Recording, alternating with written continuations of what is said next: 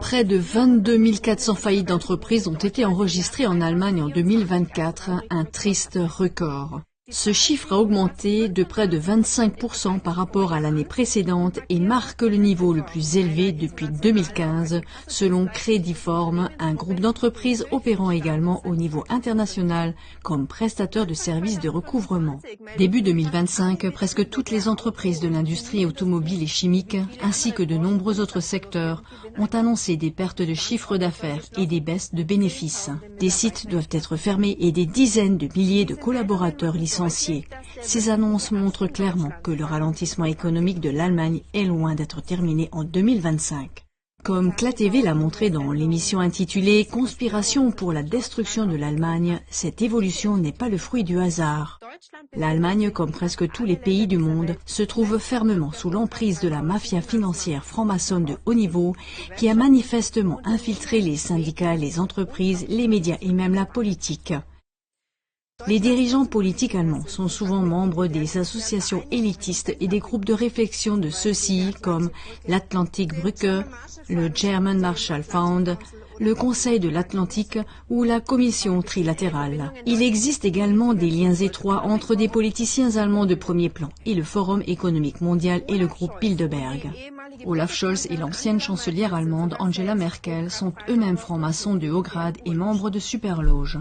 L'UE, qui dicte à ses États membres jusqu'à leur législation nationale, est également un relais de cette société secrète. En conséquence, la présidente de l'UE, Ursula von der Leyen, a également des liens étroits avec eux. Elle a participé 4 fois à la conférence annuelle de Bilderberg et entretient des relations étroites avec les francs-maçons de haut grade, Klaus Schwab et David M. Rubenstein. L'objectif commun des francs-maçons de haut grade est d'établir un nouvel ordre mondial avec un gouvernement mondial unique en leur faveur et non pour le bien de la population mondiale. Voici comment David Rockefeller a esquissé le chemin à suivre pour atteindre cet objectif. Nous sommes au bord d'un bouleversement mondial. Tout ce qu'il faudrait, c'est une crise de grande ampleur et les nations approuveront le nouvel ordre mondial. En conséquence, la crise du Covid a été le tremplin idéal pour ce nouvel ordre mondial, notamment par la destruction de l'économie. Le fondateur du Forum économique mondial, Klaus Schwab, a immédiatement présenté au monde son Great Reset comme une solution et un nouveau départ. Le FEM a lancé à ce sujet un slogan évocateur dans une vidéo publicitaire « Tu ne posséderas plus rien et tu seras heureux ».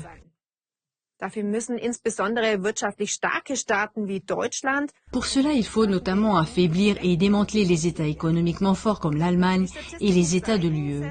Comme le montrent les statistiques, les politiciens de haut niveau dirigés par la franc-maçonnerie de haut niveau mettent en œuvre cette stratégie avec succès depuis un certain temps déjà. En Allemagne, par exemple, la production industrielle a déjà chuté de 16% depuis son pic et est désormais inférieure d'environ 26% à ce qu'elle devrait être. L'expert financier Markus Krall a commenté ce déclin comme suit. Ça n'a pas commencé avec la coalition tricolore ni avec le Covid. En principe, en 2016, nous avions atteint le pic de la production industrielle et en principe, à partir de 2016, et Mme Merkel était encore aux commandes, les choses ont commencé à se dégrader.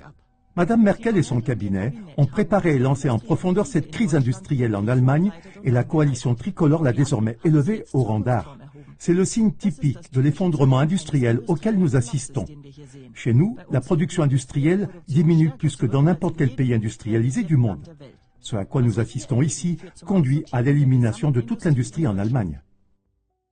Selon Markus Krall, le déclin économique de l'Allemagne n'est donc pas une conséquence d'influence extérieure ou de crise, mais a été initié par le gouvernement de la franc-maçonne de haut grade Angela Merkel. Son frère de loge et successeur à la chancellerie, Olaf Scholz, a ensuite poursuivi cette œuvre avec succès. Pour une compréhension plus approfondie du contexte, nous allons maintenant documenter la destruction économique de l'Allemagne et le processus d'autodestruction de l'UE qu'elle a déclenché. Enfin, le rapport entre ce déclin économique et la politique d'escalade actuelle de l'UE à l'égard de la Russie et le rôle des médias dans cette évolution inquiétante sont mis en lumière. 1. Documentation sur la destruction économique de l'Allemagne et de l'UE par la politique. Premièrement, la politique de l'UE détruit la compétitivité et la prospérité. Selon l'Institut IFO, l'avalanche de lois et de contraintes est une cause majeure de la faiblesse de la croissance en Allemagne, mais aussi dans l'UE. L'UE, à elle seule, a adopté plus de 13 000 actes législatifs au cours des 5 dernières années. Les États membres ont ainsi été submergés par un raz-de-marée de réglementation et d'exigences, dont beaucoup font plus de mal que de bien. À cela s'ajoute la politique climatique de l'UE et ses conséquences désastreuses pour l'économie allemande et européenne. L'interdiction de l'utilisation de nouveaux moteurs à combustion fossile dans les voitures à partir de 2035 signifie à elle seule que 190 000 emplois supplémentaires seront probablement perdus dans le secteur de l'automobile et que des usines entières devront être fermées. L'UE se révèle ainsi être un véritable tueur économique qui détruit les emplois et donc la prospérité de sa propre population. Deuxièmement, les conséquences de la politique du Covid et de l'Ukraine. Il manque environ 545 milliards d'euros à l'économie allemande depuis 2020 suite à la politique du Covid et de l'Ukraine, selon l'Institut de l'économie allemande, IW. À cela s'ajoute une perte de prospérité de la population allemande d'environ 160 milliards d'euros, rien qu'en raison de la crise énergétique provoquée par les sanctions russes. Au total, selon les calculs de la fondation Hans Böckler, le citoyen allemand s'est appauvri d'environ 2 600 € par an et par personne suite à la guerre en Ukraine. La moyenne de l'UE est d'environ 880 €, ce qui signifie que les Allemands ont été 3 fois plus touchés. Troisièmement, les conséquences de la politique climatique et énergétique. Les coûts de la transformation du secteur énergétique vers les énergies renouvelables imposés par la politique sont gigantesques et extrêmement lourds de conséquences pour le secteur industriel allemand. Voici quelques chiffres qui ne représentent que la pointe de l'iceberg. Les dommages économiques causés par l'abandon du nucléaire sont estimés à 340 milliards d'euros. La fermeture des centrales à charbon allemandes a coûté jusqu'à présent 317 millions d'euros aux contribuables. À cela s'ajoutent les milliards de compensations versées aux groupes énergétiques pour la fermeture de leurs centrales. Selon le cabinet de conseil en entreprise et en stratégie McKinsey, présent dans le monde entier, le coût total de la transition énergétique en Allemagne pourrait même atteindre 6 000 milliards d'euros. En raison de la forte fluctuation de la production d'électricité par les installations photovoltaïques et éoliennes, l'électricité doit être bradée à l'étranger en cas de surproduction et importée au prix fort en cas de pénurie d'électricité. Rien qu'en 2024, cela a coûté près de 20 milliards d'euros, avec une pointe à 100 millions d'euros en un seul jour. Quatrièmement, les effets de cette politique destructrice. La désindustrialisation de l'Allemagne. En Allemagne, le prix du gaz est désormais jusqu'à 7 fois plus élevé et le prix de l'électricité jusqu'à 5 fois plus élevé que dans d'autres pays concurrents. Cette situation contraint les entreprises à se délocaliser et constitue une menace directe pour le secteur industriel allemand. Selon une enquête de la Chambre allemande de l'industrie et du commerce, DIHK, 4 entreprises sur 10 envisagent de réduire leur production ou de la délocaliser en raison des prix de l'énergie en Allemagne. Un coup d'œil sur les flux financiers souligne le caractère dramatique de cette évolution. Selon les données de l'Institut de l'économie allemande, IW, 319 milliards d'euros nets d'investissement ont quitté l'Allemagne entre 2021 et 2023. Il s'agit des sorties nettes les plus élevées jamais enregistrées en Allemagne. Étant donné que ces niveaux extrêmes se sont produits pendant 3 années consécutives, cette évolution, selon l'IW, indique une désindustrialisation imminente, une tendance qui semble actuellement s'accélérer. Suppression d'emplois et appauvrissement. Les conséquences de cette politique économique destructrice pour le marché du travail allemand sont désastreuses. Selon l'analyste politico-économique Egon W. Kotzer, rien qu'entre septembre 2019 et janvier 2025, près de 2,6 millions d'emplois au total ont été supprimés de cette manière en Allemagne. Derrière ce chiffre, il y a des millions d'existences, d'entreprises, de familles et une énorme perte de prospérité. Alors qu'en 2014, le taux de pauvreté était encore de 15,4%, soit environ 12,5 millions de personnes, il est passé à 20,9% en 2024, soit 17,6 millions de personnes. Une évolution tout à fait en phase avec l'agenda du Great Reset. Tu ne posséderas rien, c'est-à-dire que tu seras complètement appauvri, mais tu seras heureux. 2. Le processus d'autodestruction économique entamé par l'Allemagne et l'UE.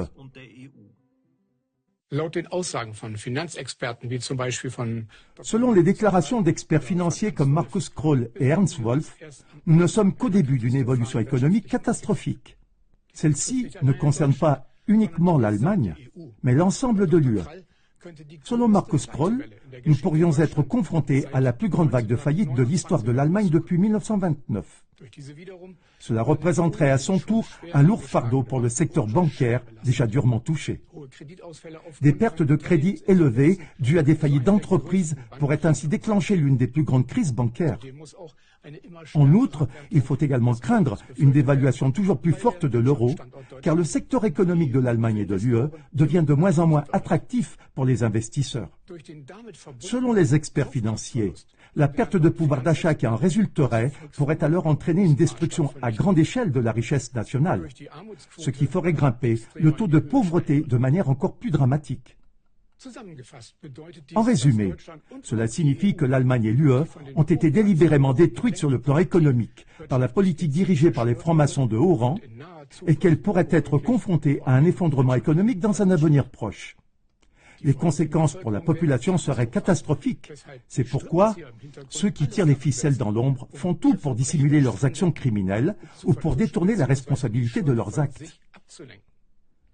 Dans ce contexte, la politique actuelle de l'UE et de l'Allemagne, axée sur la confrontation avec la Russie, prend une toute nouvelle dimension.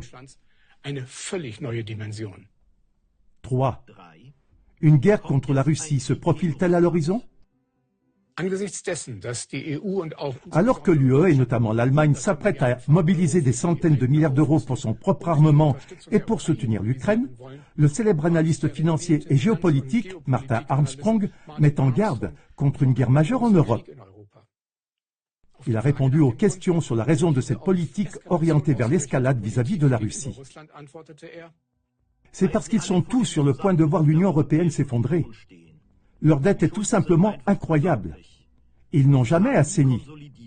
Entre le Covid et le changement climatique et les sanctions contre la Russie, l'économie allemande s'est contractée de 3 jusqu'à 5%. La croissance économique de l'UE est catastrophique. L'Europe tombe, et c'est pourquoi ils ont besoin de la guerre. Ils soutiennent donc Zelensky. Dès le début de la guerre en Ukraine, Armstrong avait mis en garde contre ce scénario. Tout ce qu'ils peuvent imaginer faire à la Russie, c'est pour sauver leur peau. Tout cela est prémédité. Il n'y a pas de retour à la normale. Ce qu'ils veulent, c'est que la Russie fasse quelque chose. Malheureusement, nous nous dirigeons vers une guerre. La guerre comme diversion et argument pour stimuler l'économie avec des centaines de milliards de nouvelles dettes pour détourner l'attention des sabotages précédents? Ou la guerre comme coup final des francs-maçons de haut niveau pour la destruction définitive de l'Europe? Il est probable que ces deux objectifs sont poursuivis par cette politique de guerre. Dans tous les cas, les conséquences pour les pays européens seraient catastrophiques. De plus, une guerre serait aussi la grande crise prononcée par David Rockefeller. Il s'agit là d'un agenda véritablement diabolique, selon lequel la destruction et les souffrances indicibles seront d'abord infligées au peuple afin qu'il finisse par capituler sous le nouvel ordre mondial de ces criminels. Conclusion.